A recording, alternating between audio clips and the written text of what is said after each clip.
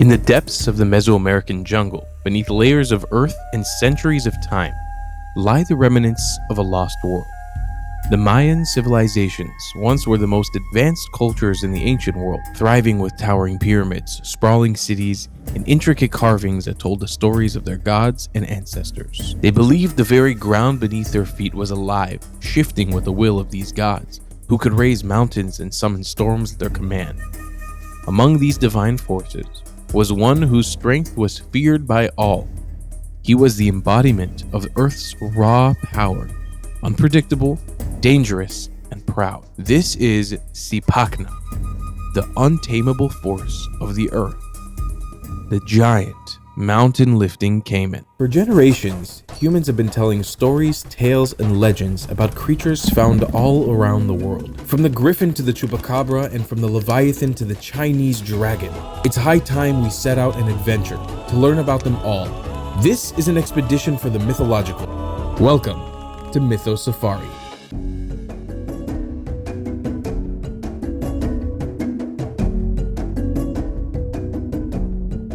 Zipacna's origins in Mayan mythology are intrinsically tied to the crocodile or the caiman. But before we continue, don't forget to subscribe and turn on the notifications to join our channel. It goes a long way in supporting us. And while you're at it, check out mythosafari.com where you can grab some awesome merch like t-shirts and other cool products.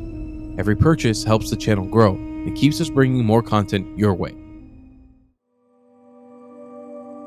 The Mayans believed the earth rested on the back of a giant reptilian creature, which could symbolize the ever-changing landscape, sometimes still and nurturing, but other times prone to violent earthquakes and floods. As such, Zipacna represents the shifting balance of nature, a god who can both create and destroy. In the Popol Vuh, Zipacna is introduced as the son of Vukup-Kakish, a prideful bird demon who believed himself to be the sun and the moon. His father's arrogance trickled down to Zipacna, who shared a similar sense of pride in his immense strength. From his earliest moments in the text, Zipacna is described as a giant being, capable of lifting mountains. His connection to the earth is immediate and powerful, and his very existence seems to be tied to the raw force of nature. The Mayan crocodile, often depicted in carvings and iconography as a symbol of the earth, provided a visual anchor for Zipacna's portrayal. The crocodile, with its ancient armored body and fearsome jaw, represented the foundations of the world to the Mayan, a being that lurked in the deep, waiting but also capable of sudden violent eruptions. In Mayan art, crocodile motifs appeared frequently in association with the earth and water, reinforcing Zipacna's identity as a primordial force tied to the land. In the Popol Vuh, Zipacna's story begins with his boasting of strength. His introduction comes when 400 young men are struggling to build their house, a task that requires immense effort.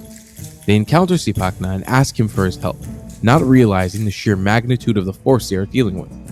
Without hesitation, Zipacna lifts the entire mountain they had been trying to move, placing it exactly where they needed it. His power amazed the men, but also made them wary.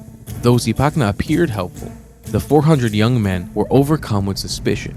They believed he must be too powerful, and they feared that his strength could threaten their own lives. Deceitfully, they invited him to feast to thank him, all while plotting his demise. They planned to bury him alive by sending him into a pit, covering it with logs and causing the structure to collapse on top of him. Zipacna was not easily outsmarted. He overheard their plot, and he used his cunningness to escape. Zipacna skillfully dug holes while also digging a side hole for his escape. When the structure collapsed, he swiftly snuck into the side tunnel, escaping perfectly. To really sell his own death, Zipacna screamed a cry of pain when the structure fell and gave some ants his fingernails and hair to show proof of his death. When the young men believed he was dead, they celebrated, dancing on the logs they had piled up on top of him. But their celebration was short-lived. Zipacna emerged from the pit, having survived their attempt to kill him. And in an act of vengeance, he caused the logs to collapse, burying all 400 young men alive. Despite his immense strength, Zipacna's pride became his downfall. The hero twins, Hunahpu and Xbalanque, saw Zipacna as a threat, and they plot to rid the world of his arrogance. They were well aware of his intelligence and cunning, so they devised an elaborate plan to trick him. The hero twins created an enormous fake crab, a delicacy that Zipacna could not resist, and they placed it deep inside a cave. Knowing that his greed and his desire for food could lead him into danger, the twins positioned the crab so that Zipacna would have to crawl deep into the cave to reach it. When Zipacna saw the crab, his hunger took over, and he tried to reach for it. As Zipacna reached further into the cave, the hero twins caused the mountain above the cave to collapse, trapping him inside. This time, despite his strength and previous cunning, Zipacna was unable to escape. The weight of the mountain proved to be too great, and he was finally defeated. Zipacna's symbolism in Mayan culture runs deep, representing the unpredictable forces of nature, particularly those tied to the earth and to the water. His crocodilian associations emphasized his primal ancient power, one that is both nurturing and destructive. The crocodile in Mayan mythology is often linked to the idea of earth as a living entity, a force that supports life, but also contains the potential for immense destruction. In various Mayan codices, crocodiles or caimans are depicted with their bodies stretched across the earth, sometimes with mountains and rivers flowing on their backs. His ability to lift mountains and shake the land mirrors the belief that the earth itself is alive, capable of great feats of creation, but also terrible acts of destruction. In the Dresden Codex, an ancient Mayan manuscript, there are depictions of crocodiles as creators of the world, their bodies supporting the heavens and the earth. This reflects that Zipacna, as a god tied to the earth, played a similar role in maintaining the balance of creation. But like the earth, Zipacna was also volatile, prone to bursts of violent energy. The crocodile, or the caiman, which spent much of its time submerged in the water, is also tied to the underworld in Mayan cosmology.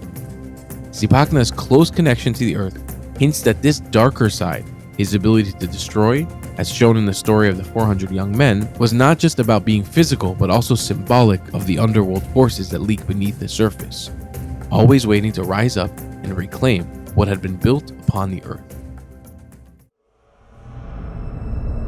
In modern times, Zipacna continues to be a powerful symbol in the discussion of Mayan mythology and the balance between nature's creative and destructive forces.